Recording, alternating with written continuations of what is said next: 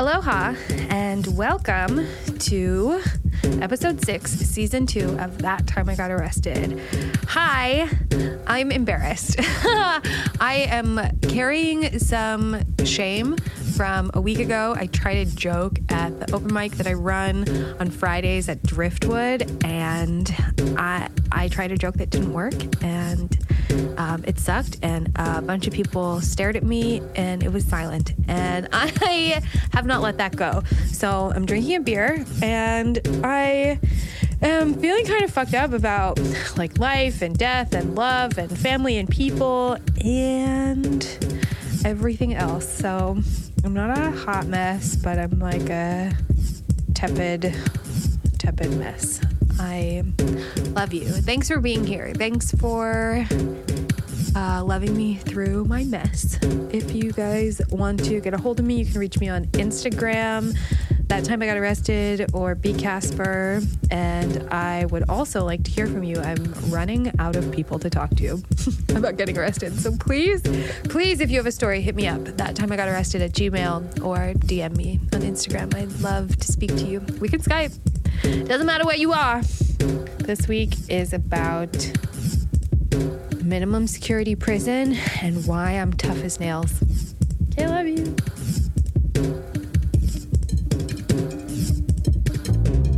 My name is B Casper, and my entire life has been a lie. That's not even my real name. But don't worry, I'm going to tell you all of my secrets. This isn't the story of how I became an orphan. This isn't the story about how I jumped off a 5-story building and survived. This isn't about how I died and came back funny. This is that time I got arrested.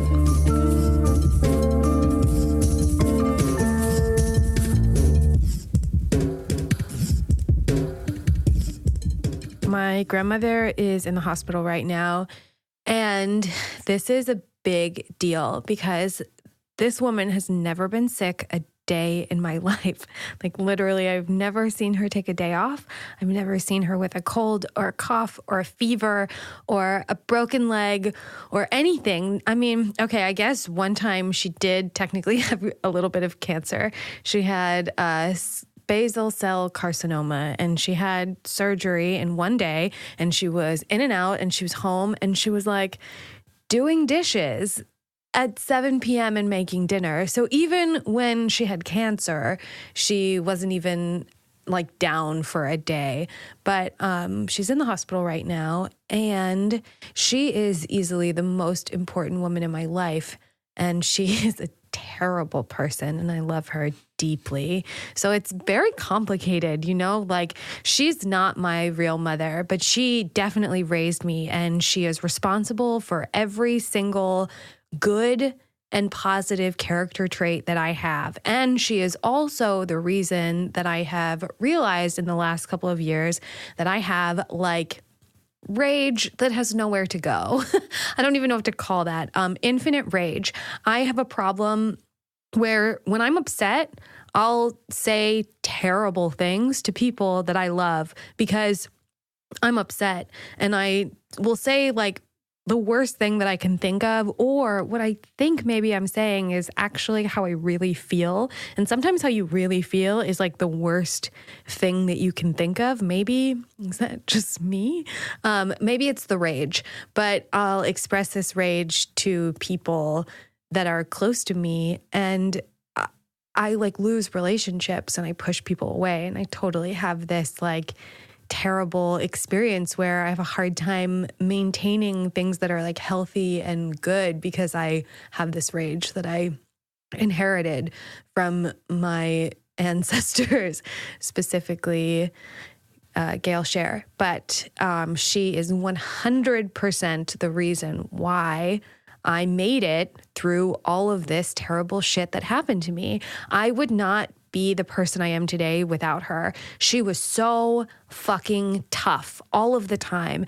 Living with her when I was a child was like being in the military. I mean, she worked me to the bone. Like we lived in a nice house, but like I polished the floors with a toothbrush. Like I was cleaning the crystal off the chandeliers when I was like 8 years old. You know, I wasn't allowed to sleep in on the weekends. I wasn't allowed to go out and do things with my friends. I wasn't allowed to like have fun or go shopping or have like presents or anything nice ever, because everything that I was taught to do was to work hard. And I really resented it my whole life. I resented working hard, and I resented the idea where she really thought that like scrubbing toilets was like character building. And she wasn't wrong. You know, she had a really interesting life. She grew up with someone who was like trying to make money but didn't have money, and then like kind of hoarded their money their whole lives, you know? And so she was always like taught to like work hard.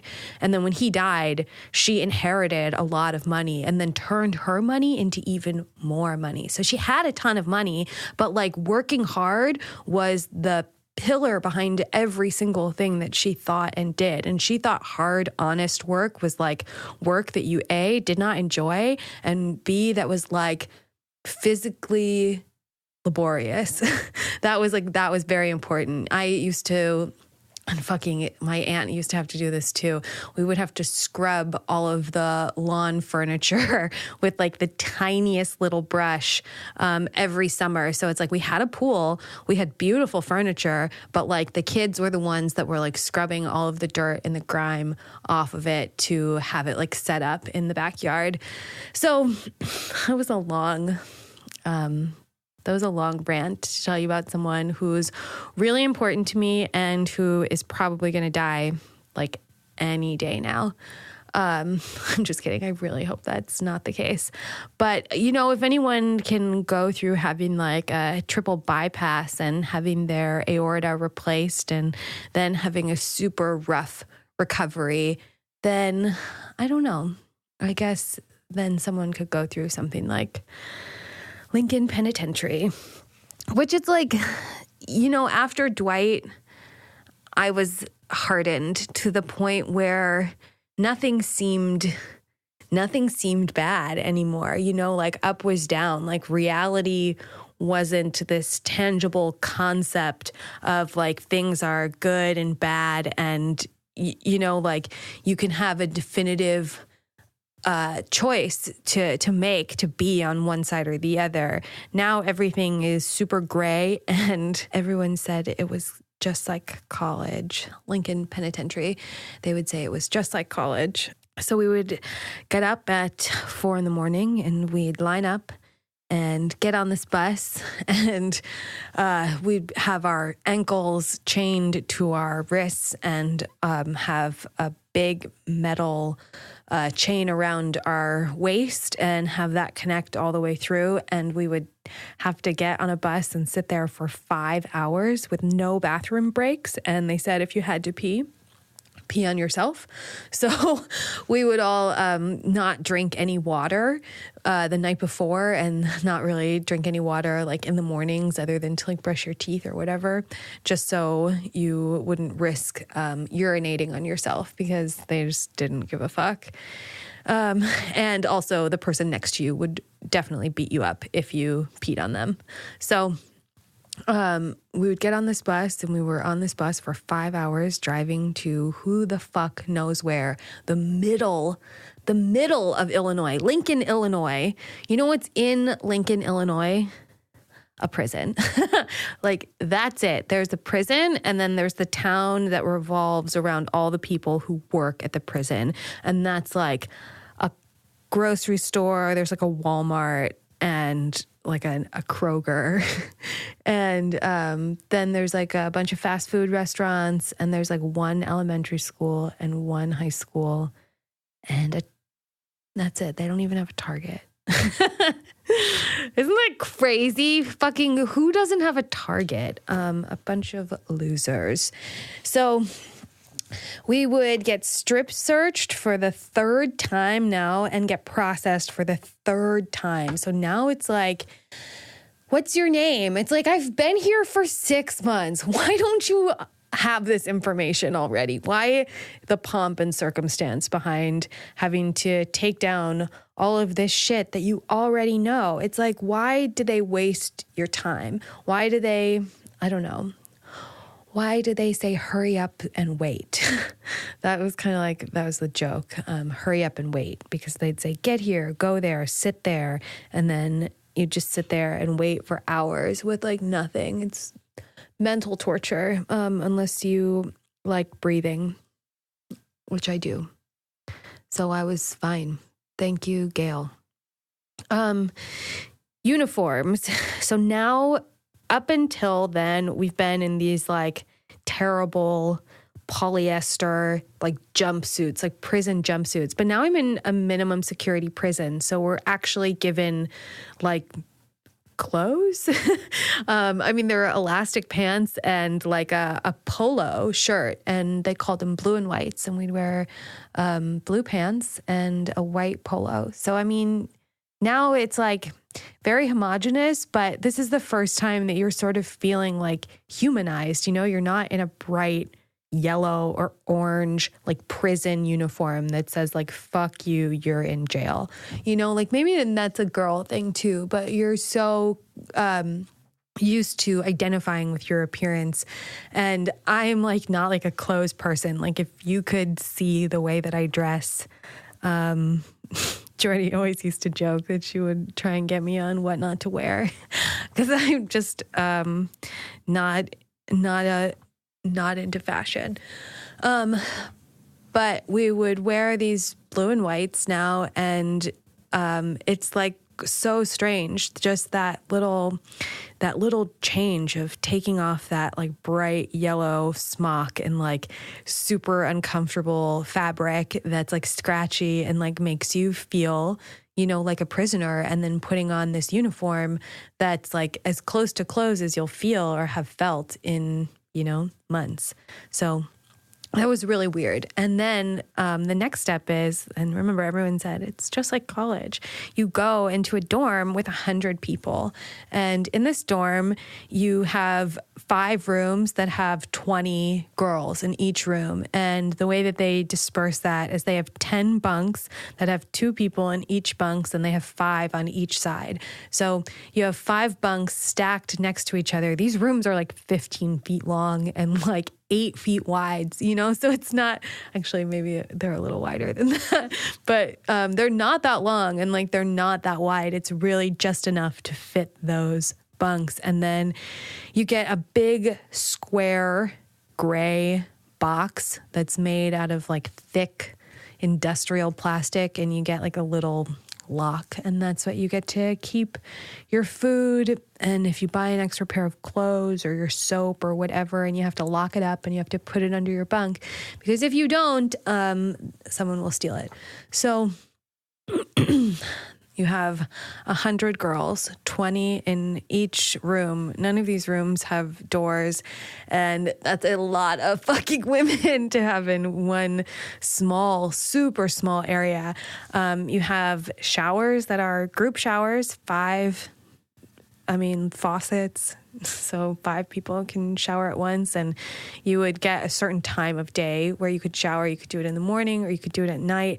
And all of this stuff is important because this is like the first time that I'm being let out of a cell. Like for the last 6 months, I have spent almost 24 hours a day, like 23 to, 20 hours a day, 20 at minimum, inside of like an 8x4 cell. Like I couldn't even like spread my arms wide enough, to like get through the room. And now I'm like surrounded by people. So it's a culture shock, and it's like a huge just like emotional transition to go from being alone or to being from one person all of the time to now there's 100 people around me. And now there are bathrooms that are like open air. So we've got these group showers that 5 ladies can go in at one time, and we have these completely open bathrooms for 5 people at one time with like a bunch of sinks in front of them. So like you walk past all these dorms, all these rooms with all these women in it, and then at the end of that hallway is a bathroom where everyone is just out for the world to see. So you've been in a cell for 6 months and now everything is completely the opposite. Like, I swear they plan this so that they can fuck with you emotionally and like mentally, because all of this stuff like breaks you down to the point where, you know, like you're submissive. And that's the idea of prison, is like you're supposed to submit to the idea that laws are to be abided by, and like, you know, the way society in the world runs is that even if you're oppressed, that you have to abide by a system that is built to oppress you, which is interesting and weird. So also, now I can like go outside for the first time. And this isn't like, oh, I can go outside whenever I want. I can just step outside and get some fresh air. No, obviously not. Like, this is not television. This is real. So you have 30 minutes in the morning and 30 minutes in the evening, and you can go outside. And that's only for like a couple of months during the year. But around this time when I got there, it was between like April and August-ish, I was able to like go outside. So now I'm like breathing fresh air every day. Now I'm like not in a cell anymore. Now I'm surrounded by people, and now I'm in semi-real clothes. Like, whoa, whoa, talk about like, what the fuck? And on top of that, now they're like, okay, you have to have a job.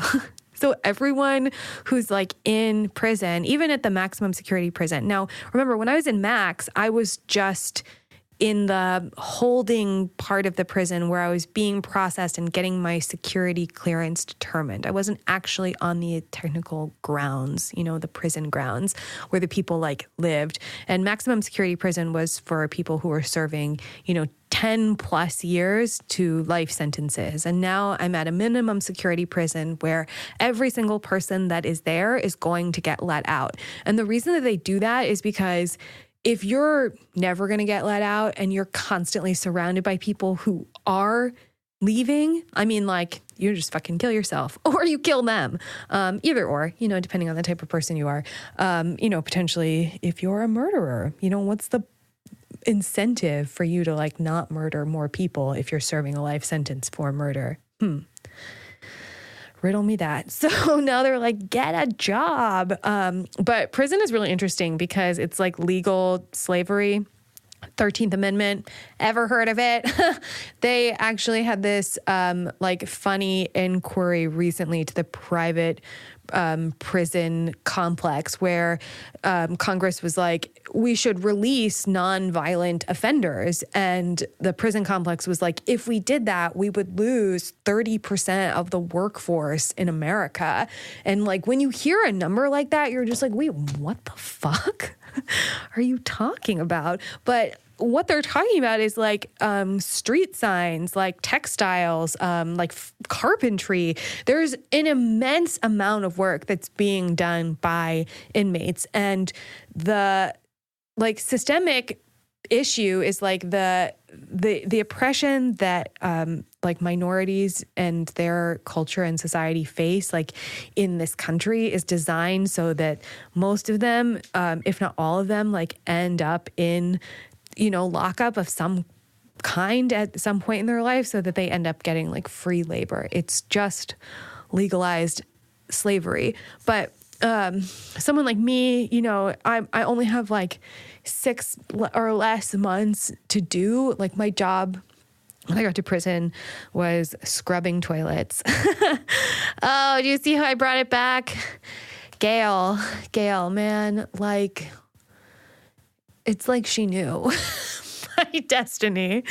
You know, she is so smart. She ran a company. She made millions of dollars. She made all the right investments. She started a bunch of her own businesses. She has a like insane antique butter plate collection, which probably doesn't sound very interesting to a lot of people, but is such a weird hobby and like item to collect. She has traveled the entire world, and she made her little orphan granddaughter scrub toilets. So when I went to prison and I like scrub toilets every day, like I like thought of her. And when like another girl that was scrubbing toilets with me would come up behind me and stick her hand on my head and stick my head into the toilet and then try and like, you know, drown me until I like passed out or stopped struggling or whatever. I was okay. Like, I'm okay. I have a hard time making friends, but I'm okay.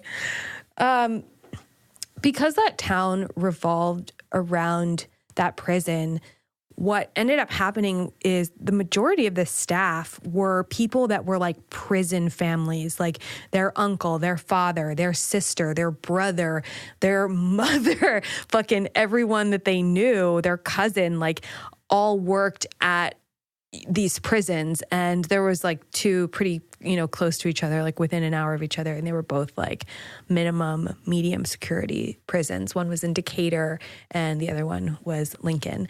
And they would all work at these prisons, and they all had this like lineage of being like prison families. And the way that they behaved was really interesting and weird, because they were kind of like townies, and they were, you know, pretty like, I mean, what's like a nice way to call someone a hick? A hillbilly? No, I feel like hillbilly, I watched the Ozarks, so I feel like that's almost like a refined version of like hick. But these people were just like trash. They were not cultured. They were not intelligent. They were all pretty racist, and they loved the gossip of like the prison inmates, like the relationships, like the drama, the fighting, the stealing, the, you know, gang activity. They just wanted so bad to be like a part of it. It was almost sort of like pathetic, in my opinion, like how much they cared and wanted to be involved and would like have conversations with the inmates. And, you know, the good part of that is that they humanized us as like prisoners more often. So there was definitely like a substantial decrease in rape at this prison. And that was like, hats off. But I mean, like, great. There was just less. You know, like, I don't feel like I need to be grateful about that, even though, Lord, was I. So it was weird, because now the staff, instead of treating us like animals in a cage, you know, treated us like reality TV stars that they were just getting their fucking like bored fix off of. So there was this like rec room, and it's where everyone would watch TV, you know, if they didn't have their own TV, or they'd play games, mostly cards, definitely lots of cards, a lot of hearts, a lot of gin, a lot of poker, a lot of spades.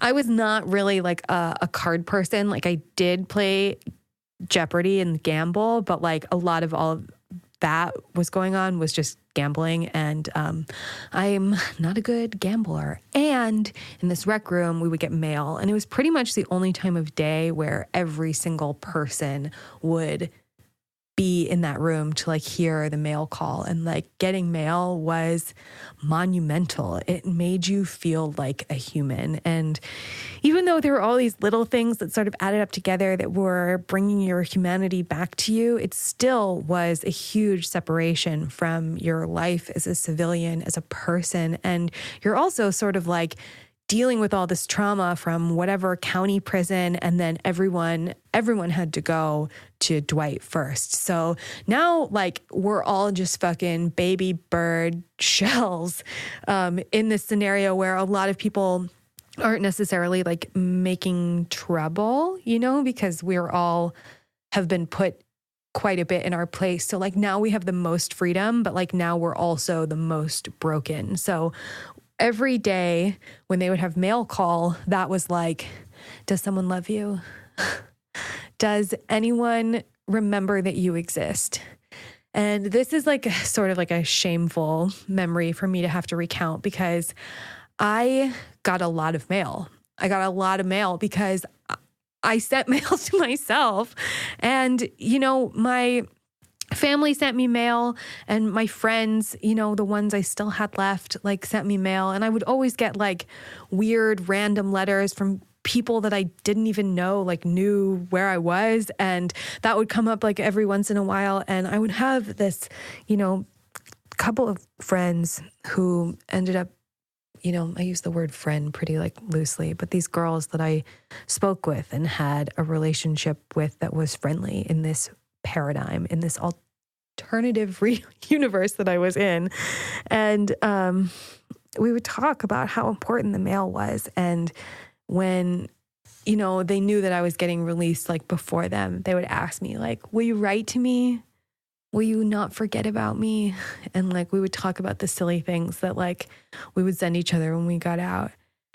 And when I got out, my parole address changed at the last minute, and my grandparents let me go to their house, but they made me sign a contract of all the rules that I would have to abide by in order to live with them.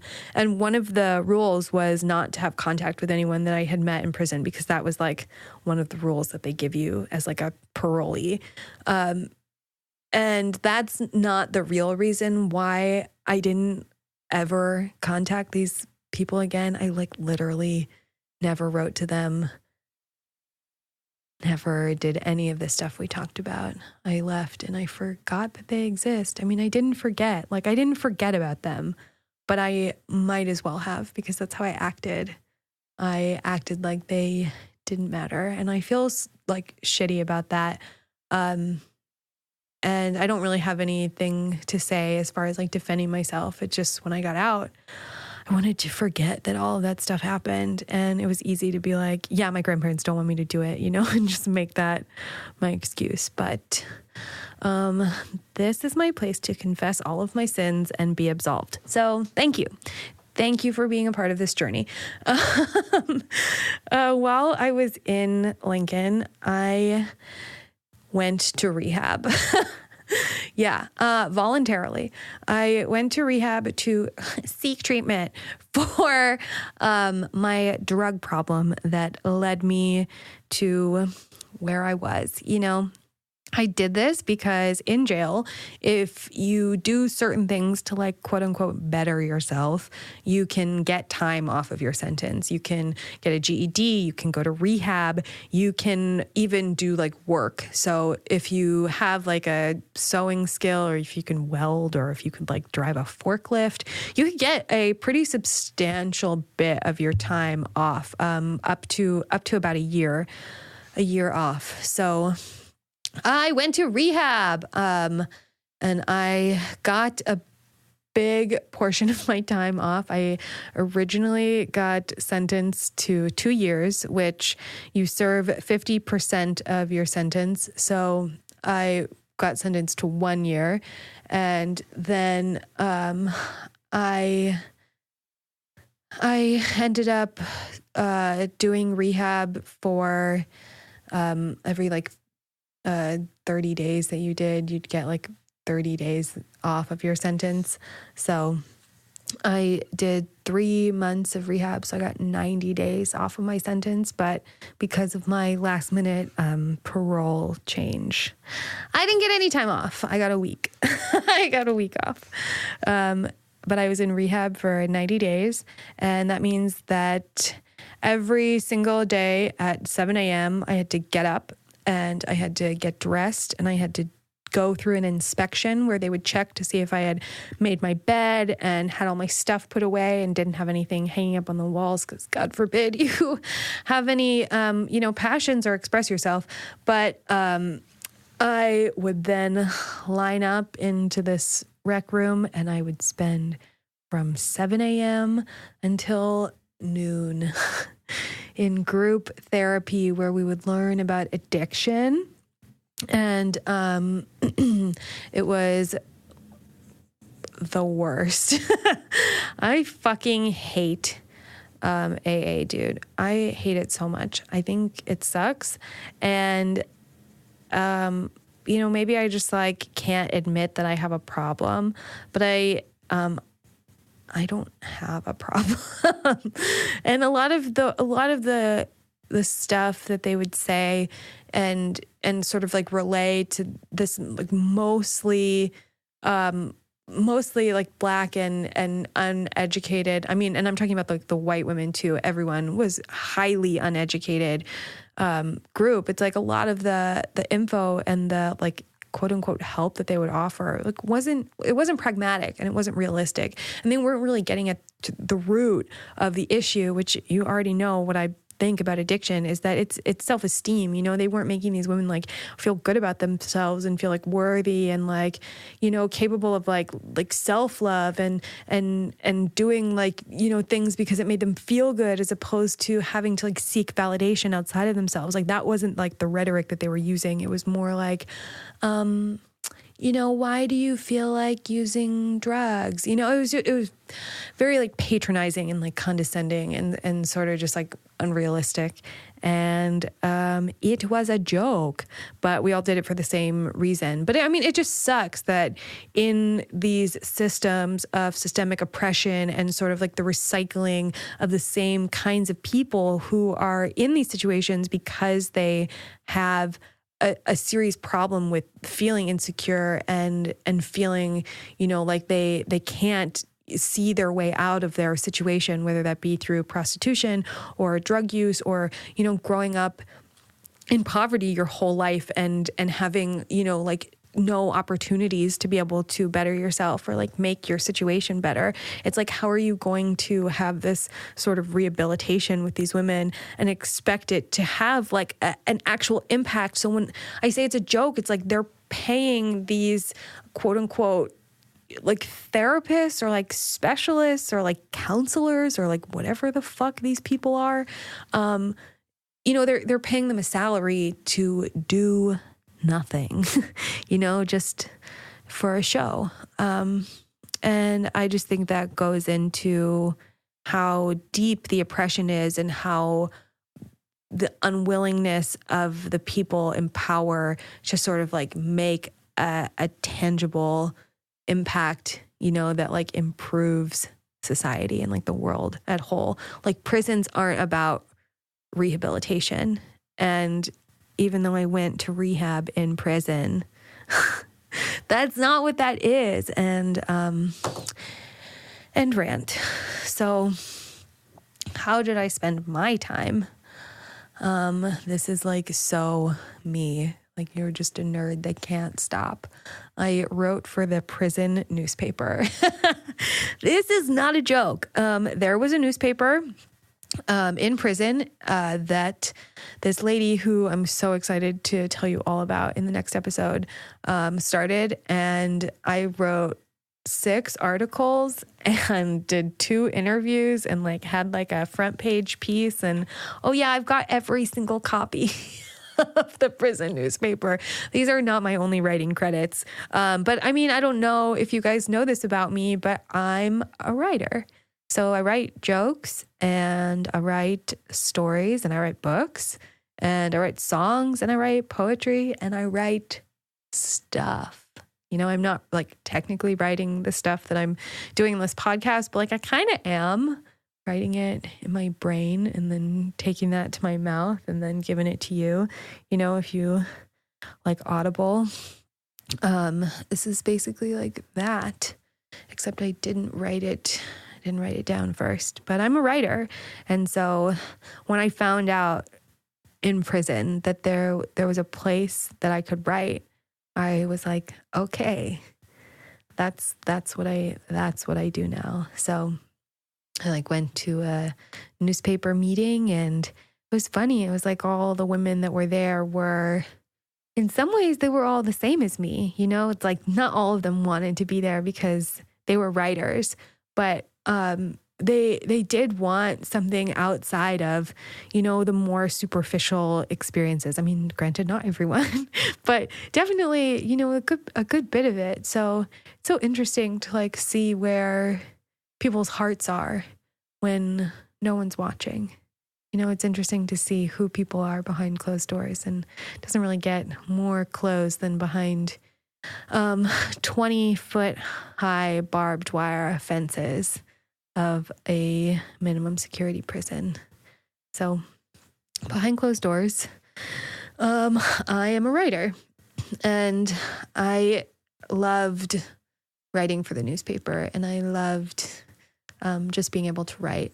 I would, write myself letters, and I would write other people letters, and I would write all kinds of stuff while I was in prison. But maybe like some of the best and most favorite things that I've ever written are probably these articles that I wrote for this prison newspaper.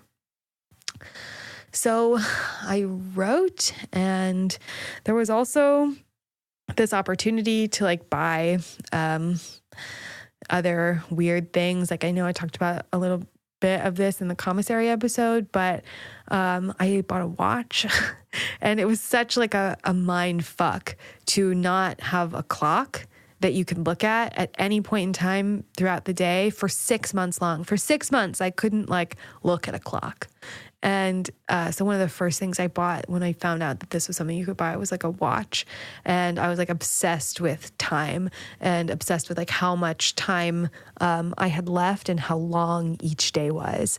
So every day I would take a pen, and somewhere on my body I would like write how many days I had left. And then I had my watch set on military time, so I could literally count down the days as far as like how many hours I had left. So like at any point in time during those last 6 months, you could ask me, like how much time you got left. And like some people would do it as a joke, and I would be able to like look at the number on my body and like look at the watch and be able to say like, I have 147 days and 11 hours.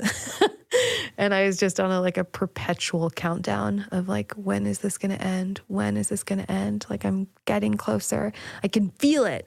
But like, how much longer do I have? And I bought a watch, and I bought a Walkman, and you could buy like cassette tapes, even though they took months and months to arrive. So it wasn't something I did a lot of, but I bought a Walkman, and I could listen to the radio, and I would listen to like the local college, like radio station. And I would listen to like the classical music station. There wasn't a whole lot in the fucking middle of Illinois. But those, like couple of hours a day where I could just sort of zone out with the radio was like just becoming more and more human as time went by. I also had this weird they had all these like clubs, like people would like volunteer and come to the prisons, and you could like learn about stuff that they really tried to give you this experience of like, you're all going to get out soon, so like who do you want to be when you get out of here? Even though like low key, like they know all of these women are not only like coming back, but like are getting like raped and doing drugs and like not really, like moving past their circumstances. So it was kind of like this weird mixture of like, there was this staff that was like, yeah, like better yourself, go to rehab, like go to these like little special interest group meetings. And then there was the staff that was like, and have sex with us when you're done. But there was this nun that would come and bring all these like arts and crafts. And obviously, hail Satan. But I would go and I would like sit with this nun, and I would like use all of her pastels and watercolors and like listen to her talk about Jesus while I was just like, I'm just trying to paint, And I would like paint stuff, and I would send it to people, and I like have some of the stuff that I made, but I like have it still. Like this is my prison series.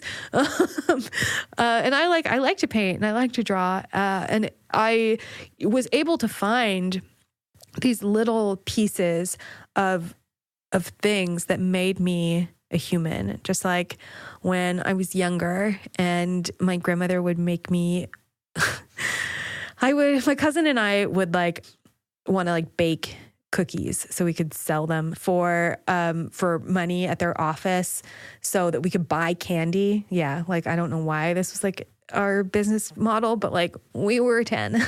So my cousin and I, we would bake cookies and we would sell them at our grandparents' like office. They owned a software company, and my grandmother would charge us for ingredients and baking time. So like if we made like $11. She'd be like, well, you owe me this for flour, this for the eggs, this for the sugar, this much for using my oven. And so it'd be like $9.50. And then we'd have to like give her that much. And then the rest was like our profit or whatever. And I guess she was like trying to like teach us a lesson, but she was a bitch. But I like love her, and I'm so grateful for like all of the tough lessons that she taught me, because now I'm in this situation where I could have been just as easily like shooting up heroin, which P.S. the first time I ever saw a girl shoot up was in prison, in Lincoln, in rehab. Like, because she was having sex with a guard who would bring her like a heroin kit. You know, so it's like, what the fuck is life? But my fucking, tough as nails Gestapo grandmother taught me so many valuable lessons. And one of them was being able to like find something to get you through the day, even when it was impossible. And part of that was sitting with this nun and like doing all of this artwork and still being myself, even though I was being crushed like a flower, crushed like a blade of grass, you know, like a bug on a windshield. That was Lincoln. It was crushing. It was crushing, but I'm still here. Thank you, Grandma. Thank you, Gigi. I love you, and you will never hear this. My aunt, my mother's youngest sister, just told me that she is listening to the podcast, which is so crazy and like embarrassing and terrifying. And she was like, I love it. I am so glad that you are like having a place to like put, you know, your stories. Like everyone in my family was like, you should write a book. And I mean, like, yeah, been there, done that. But that's like super hard. And like people don't read as much as they used to, you know, and like people are listening to this podcast. And that's cool. And so this is like my living version of that. And that's what she said to me. And she said she would never share it on Facebook so that any of our other family members wouldn't see it. And I am very grateful to you, Cassandra, for that. And so my grandmother's never going to hear this, you know. She's not okay right now, but this episode is for her, and I love her, and I'm so grateful that she was so tough on me. And, you know, her toughness like broke my mother, but I think her toughness made me who I am. And isn't that cool? Shout out Gail Scher. Bon voyage.